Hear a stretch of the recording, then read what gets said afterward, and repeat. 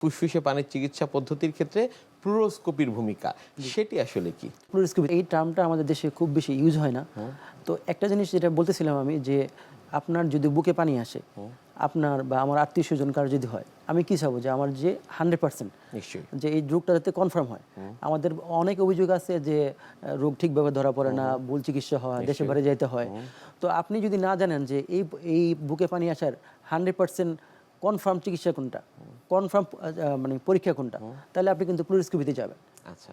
অনেকগুলো সুবিধা আছে, কারণ ফ্লুরোস্কোপি যখন করবেন যে আপনার যেটা বললাম যে আমি সরাসরি ক্যামেরা নিয়ে ভিতরটা পুরোটা দেখে আসতেছি। আপনার প্লুরা দেখতেছি, আমি হার্ট দেখতেছি, আমি ডায়াফ্রাম দেখতেছি, ফুসফুস দেখতেছি, সব ঘুরে ঘুরে দেখে কোথায় আপনার লিশন আছে, মানে কোথায় ক্যান্সারটা ছড়াইছে মনে হচ্ছে আপনার যদি ক্যান্সার হয়, আপনি ওখান থেকে সরাসরি বায়োপসি নিয়ে আসলেন। আচ্ছা। যেটা আপনি ওই যে বাহির থেকে সুই দিয়ে কিন্তু সরাসরি আপনি দেখতে পাবেন না।